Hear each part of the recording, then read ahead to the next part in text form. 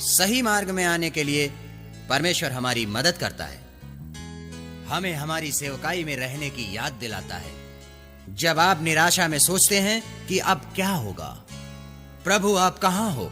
कभी कभी आप समझते हैं कि आप परमेश्वर से कितने दूर हो गए हैं, और कभी महसूस होता है कि आप परमेश्वर के मन में आखिरी व्यक्ति हो, क्योंकि मेरे साथ जो हुआ था, इसलिए मेरे सामने ये चुनौती आई कि मैं कुछ गलत कर बैठता था और आखिर में जाकर क्षमा मांगता था। मुझे बहुत अच्छा लगता था और मैं संत याकूब बन जाता था। मैं जानता था कि मुझे क्षमा मिल चुकी है, मुझे ये भरोसा था। और दूसरे दिन सोचो, नीक वही कार्य फिर करता था। शैतान मुझसे कहता था, क्या तुम परमेश्वर के संबंध के बारे में गंभीर हो? क्या प्रभु तुम्हारे जीवन का प्रेम है? परमेश्वर तुमसे ये नहीं सुनना चाहता, तुम उसे पहले ही नाखुश करके गाली दे चुके हो। वो झूठ है। जब तक हम धर्म के भूखे प्यासे रहेंगे, कोई भी परमेश्वर और हमारे संबंध को नहीं तोड़ सकता। क्यों वो ऐसी स्थिति बनाकर हमें चुनौती देता है?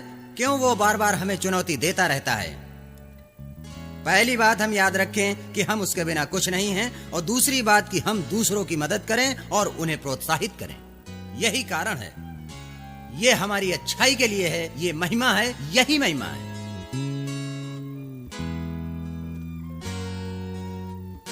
आप जानते हो, अद्भुत, मेरा सपना, मैं यहां खड़ा होकर ये कह सकता हूं कि बड़ा सपना देखो। पर कितना बड़ा सपना देखेंगे, हमारा परमेश्वर कितना बड़ा है। कभी कभी हम परमेश्वर को छोटे बक्से में डाल देते हैं। हमारा परमेश्वर कितना बड़ा है। आप जानते हो कि हम परमेश्वर को बक्से में डाल देते हैं और कहते हैं ये समस्या बड़ी है और ये छोटी है। हम प्रभु को बक्से में डाल देते हैं। आप जानते हो कि हमेशा वो अपना सर बाहर निकाल कर कहेगा कि मैं यहाँ हूँ। वो खुद बक्से के बाहर कभी नहीं आएगा। आपको उसे उस बक्से से बाहर निकालना है। मैं प्रार्थना करता हूँ कि जैसे मैं मेरे परमेश्वर को बड़ा देखता हूँ, वैसा आप भी देखो, क्योंकि वो बड़ा है। मैंने स्कूल में बच्चों से पूछा कि तुम्हें ब्लैंक चेक की अद्भुत बात पता है? हेलो तुम जितनी चाहे उतनी रकम लिख सकते हो। तो बच्चों से पूछा कि तुम्हें कितना पैसा चाहिए? हो, मैं 10 लाख डॉलर लूंगा। ओके, ज्यादा क्या? ओके, कहता है 550 डॉलर, सॉरी 555 करोड़ डॉलर। मैंने कहा नहीं, और आखिर में किसी ने कहा अनगिनत। आप जानते हो अनगिनत क्या है? लड़कियां, तुम तैयार हो? शॉपिंग के लिए तैयार हो? अनगिनत, अनगिनत का मतलब है 1000 करोड़ डॉलर हर एक क्षण में। मैं जानता हूं। वो आप इन सब पैसों का क्या करोगे? आप 10 बार हार्ट अटैक से मर जाओगे। पर आप क्या करोगे? आपको जो कुछ भी चाहिए आप जाकर खरीद कर लाओगे। 10,000 मर्सिडीज, बड़े बड़े महल, जो चाहिए वो। कहोगे कि नीक सभी लक्ष्य और सपने आखिर में इन पैसों से पूरे हो जाएंगे। सही है, ओके। कहने के लिए सभी जो यहाँ पर बैठे हैं उनको 1000 करोड़ डॉलर हर क्षण में नहीं मिलेगा, पर आपको मिलते भी हैं तो कृपा करके मुझे फोन लगाइएगा। मैं जीवन भर आपका अकाउंटेंट बन जाऊंगा। हंसने की बात नहीं, मैं सच कह रहा हूँ। ओके, मेरे पास बिजनेस कार्ड है। किसको चुटकुला सुनना है? कोई मुझे हाथ देना चाहेगा? मेरे पास एक डॉक्टर है जो राह देख रहा है। मैं ऐसे ही मजाक कर रहा था।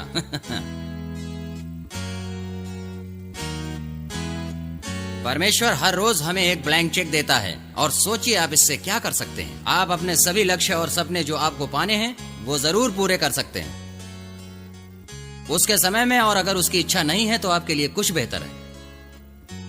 इसके लिए प्रभु की स्तुति हो।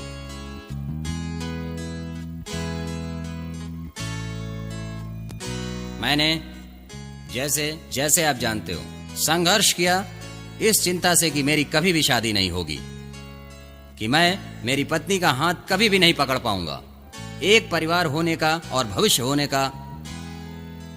परंतु मेरे जीवन को देखते हुए मेरी पत्नी पाने के लिए जो प्रार्थना है वो मेरे जीवन की सबसे बड़ी अभिलाषा ये है कि मैं हर रोज परमेश्वर के लिए जीवित बलिदान बनूं। और आप जानते हो हम मनुष्य हैं और हम हारते हैं, पर सिर्फ उसके साथ चलते रहें। फिर मेरे जीवन की दूसरी बड़ी अभिलाषा पत्नी पाना नहीं है, मेरी पत्नी से मिलना है और जानना है कि यही वो है, और शांति और आनंदित जीवन हमें मिले जिससे हम जीवन में खुश रह सकें। वैलेंटाइंस डे, वैलेंटाइंस डे 14 फरवरी हर साल पिछले 7 या 8 सालों से मैं निराश था, क्योंकि सभी सुंदर लड़कियों के पास ट्रक भर करके गुलाब होते थे और सभी खूबसूरत लड़के लंबे और स्फूर्ति से भरे बड़े बाजुओं वाले लड़कों को भी गुलाब मिलते थे, पर मुझे एक भी नहीं मिला। आपको धक्का लगा होगा क्योंकि मैं बहुत सुंदर हूं। मुझे कभी भी एक गुलाब नहीं मिला और एक दिन मैंने परमेश्वर से प्रार्थना की, क्या तुम मुझ पर दया करके, क्या तुम मुझे एक गुलाब दोगे? क्या तुम ऐसा कर सकते हो कि सबसे पहला वैलेंटाइन गुलाब मुझे मेरे सबसे पहले प्रेम से मिले? अब तक मुझे गुलाब नहीं मिला, पर मैं विश्वास करता हूं कि यह जरूर होगा, लेकिन शायद ही मुझे मेरा सच्चा प्रेम पहले ही मिल चुका है।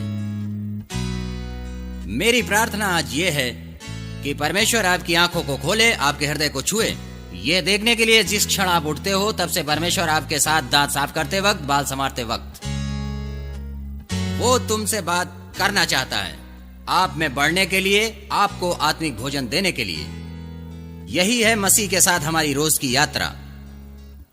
आप जानते हो व्यस्त होने का क्या अर्थ है? उसका अर्थ है शैतान के बोझ तले रहना। मैं परमेश्वर के लिए व्यस्त हूं, आप शैतान के बोझ तले हो। ये अच्छा है, ये मेरा खुद का विचार नहीं है, पर ये अच्छा है। शैतान के बोझ तले रहना, परमेश्वर के लिए ज्यादा व्यस्त ना हो। मैं प्रार्थना करता हूं कि वो आपकी आंखों को खोले, आप उसके सुंदर चेहरे को देखें और उसके सुंदर मुस्कुराहट को देखें। दाहिना हाथ आपकी ओर बढ़ाता है और उसके कोमल उंगलियों में वो गुलाब पकड़े हैं और वो आपसे कहता है, क्या तुम मेरा पहला प्रेम बनना चाहोगे? कठिनाई में क्या तुम मुझ पर भरोसा रखोगे? जब तुम्हें आराम चाहिए, जब तुम अकेला महसूस करते हो, परमेश्वर चाहते हैं कि आप अपना वैलेंटाइन डे उसके साथ मनाएं। वो प्रत्येक दिन आपके साथ बिताना चाहता है। परमेश्वर के साथ थोड़ा समय बिताओ, क्योंकि वो आपको बहुत चाहता है, वो आपसे बेहद प्यार करता है। इसी कारण उसने अपने इकलौते पुत्र को हमारे लिए बलिदान किया। अंत करने से पहले मैं प्रभु यीशु के क्रूस के बारे में बताना चाहता हूं। मैंने बताया, मैंने मुंबई में 10 चैलेंज टीम को पिछले साल बताया। अद्भुत अद्भुत, प्रभु की स्तुति हो, आत्माओं को छुआ और मैंने अपनी बात खत्म की और तब एक पुरुष, बुद्ध अद्भुत पुरुष मेरे पास आया और कहा, नीक मेरे पास कुछ विचार हैं जो प्रभु से हैं। मैंने कहा ठीक है। उसने कहा, शरीर में हाथ पांव का ना होना बोझ है। कई बार आपका क्रूस उठाना बहुत भारी है। जब ये होता है, याद रखें आपकी सेवकाई और प्रभु यीशु के क्रूस को देखिए और उसका दायां हाथ अब क्रूस पर है। निक आपके पास दायां हाथ नहीं है जो क्रूस पर खिले से ठोका जाए। आप देखिए बायां हाथ जिसे क्रूस पर ठोका गया है। निक तुम्हारे पास बायां हाथ नहीं है जिसे क्रूस पर ठोका जाए। फिर उस पांव को देखिए जिसे क्रूस पर ठोके गए हैं, वो कीले से ठोके गए हैं। तुम्हारे पास पांव नहीं है जिसे कीले से ठोका जाए। प्रभु ने जिस रूप में आपको बनाया है, यह निर्धारित नहीं करता कि आप क्रूस पर चढ़ सकें, क्योंकि यीशु आपके लिए क्रूस पर चढ़े।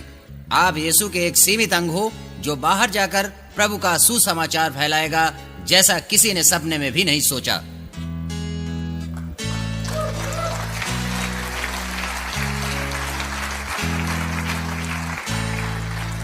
कितनी अद्भुत सेवकाई है, कितनी अद्भुत सेवकाई है। आपकी सेवकाई भी इतनी ही महत्वपूर्ण है। मैं दुनिया के करोड़ों लोगों से बात कर रहा हूं, लेकिन जरा सोचिए, वो एक आत्मा जिसके हृदय में आपने बीज बोया है, वो उतना ही अद्भुत है। उनके हृदय में एक बीज बोते हैं और उसमें संपूर्ण बदलाव चाहते हैं। नहीं, कई बार परमेश्वर चाहते हैं हम सिर्फ बीज बोएं, वो फल देगा। हमको परिणाम देखने की जरूरत नहीं है, परिणाम स्वर्ग में है। उसने पहले ही आशीष दिया है। अपने जीवन को आधा भरा हुआ देखें, ना कि आधा खाली। पहले देखिए कि परमेश्वर ने आपको किस चीज से आशीषित किया और उसे उसके राज्य में इस्तेमाल करें। आप अपनी काबिलियत पर भरोसा ना करें, प्रभु अच्छा करेगा, भरोसा रखें। तो आज मैं आपको उत्साहित करता हूं परमेश्वर के वचनों से। आज क्यों हम मुस्कुरा सकते हैं? आज हमारे पास आशा क्यों है? इस भवन से हम शांति क्यों लेके जा सकते हैं? क्योंकि परमेश्वर यहां है। और आप में जीवित है। वही आत्मा जो प्रेरित पौलुस में थी, वही आत्मा आप में है। विश्वास करो। चलो, परमेश्वर के साथ चलो।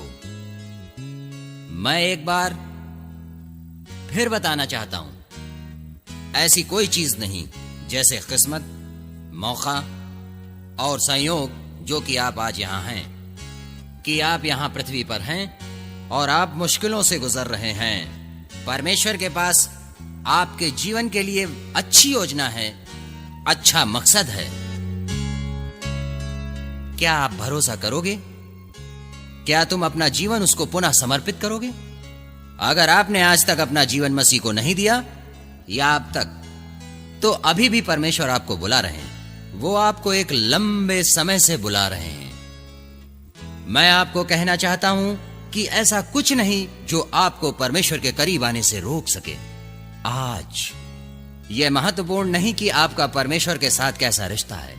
वो आपको चाहता है, वो आपको बहुत चाहता है, और वो ये जानता है कि दिल से आपको उसकी जरूरत है। जब आप टूट जाते हैं तो यीशु का बलिदान याद करो जो उसने हमारे लिए किया। यह सिर्फ एक झलक है जिससे वो गुजरा। नहीं, हम उसके बगैर हमारे जीवन में कुछ नहीं। अगर मेरे जीवन में परमेश्वर नहीं होते और मैं यीशु से नहीं मिलता मेरे जीवन में, तो मैं आज यहां ना होता। इस बात का मैं आपको पूर्ण आश्वासन दिलाता हूं अपने पूर्ण हृदय से। मैं अपना जीवन पहले ही समाप्त कर चुका होता। किस चीज से संघर्ष कर रहे हो और किसके इंतजार में हो? क्या आप परमेश्वर के प्रकटीकरण का इंतजार कर रहे हो? और कितना चाहते हो कि परमेश्वर अपने आप को प्रकट करे? उसने अपने इकलौते पुत्र को भेजा, और हम कितना मांग सकते हैं? इससे बड़ा कोई उपहार नहीं कि पवित्र आत्मा आप में बसना चाहती है। अगर आपको प्रार्थना की जरूरत है तो खड़े हो जाएं। अगर आप अपना जीवन यीशु को देना चाहते हैं आज, तो फिर आगे आइए, और यीशु आपके हृदय को छू रहा है।